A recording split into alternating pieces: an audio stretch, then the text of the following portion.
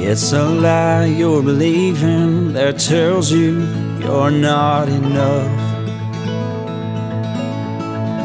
Or when your heart has been wounded, learning to live again is tough.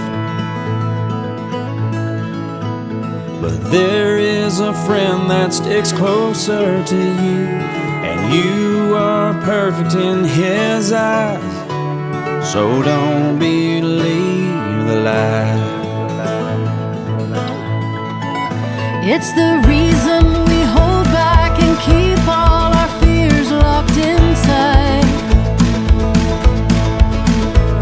But running the race isn't easy, tangled in pride. There is freedom in knowing the truth. The truth is the reason why I don't believe.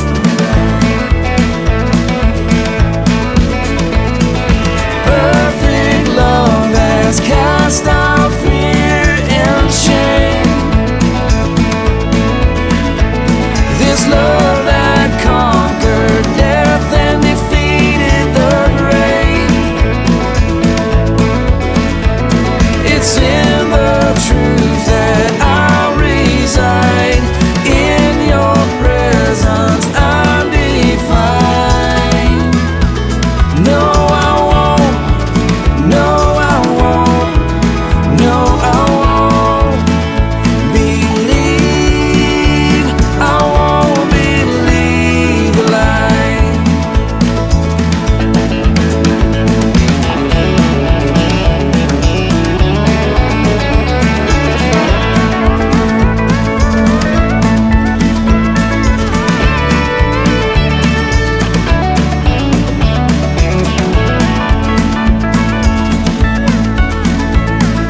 You're not through with me. You're not through. You're not through. Oh, you're not through with me. Perfect love has cast out fear and shame. Oh, a love that conquered death and defeated the grave. It's in the truth that I reside. In your presence I'm defined. No, I won't. No, I won't.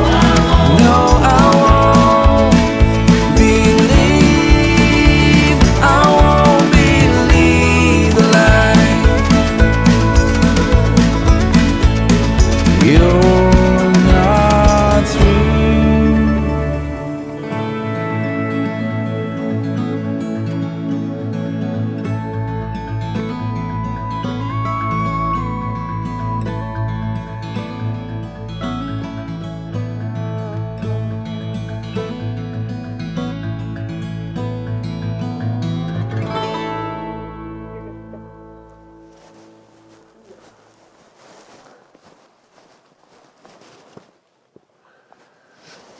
It's amazing how the last song is probably one of the most talked about things at Cross Brand. Is we honestly have this misconception of who our Father actually is. There's so many lies going around out there. One of them has specifically to do with our messiness. You know, I've often said, because I heard it from a great pastor who said, we do not have to continue to be who we were on the day of our worst mistake. And this is not something new. As a matter of fact, Jesus was trying to explain to a group of very religious and very intense men one day the unconditional love of the Father, because they too, even in Jesus' day, had begun to believe a lie about who God really was. And the story goes, very messy situation, but a son went to his dad, gathered his inheritance early, and as Luke records Jesus' words, it's incredible what actually happens, not what many of us think should happen. The son went, he blew the money, he violated every moral norm that his dad had ever taught him. Everything that this young man had heard as far as his spiritual training, he violated it. His conscience was so stung and so hurt. He realized that in that messy condition, he needed to go home. And he rehearsed an apology one day and said, I'm going to go to my dad and I'm going to let him know that I've sinned against him, and not only dad, but I've sinned against my Father in heaven. And I'm going to ask him if he'll just make me a deal, if he could just give me some conditional forgiveness, if he'll just take me back in, I'll just go to work for him. Because I know that the mess that I'm living in right now is not where I need to be. It's an interesting turn on that story, though, because here's what happens. As the young man goes back home, he sees this. While he was still a long ways off, his father saw him, and he was filled with compassion for him. He ran to his son, he threw his arms around him, and he kissed him. And the son said just what he had rehearsed. He tried to, at least. He said, I have sinned against heaven and against you, and I am no longer worthy to be called your son. But the father said, this is where the interruption comes. He said to the servants, quick, bring the best robe and put it on him. Put a ring on his finger and sandals on his feet.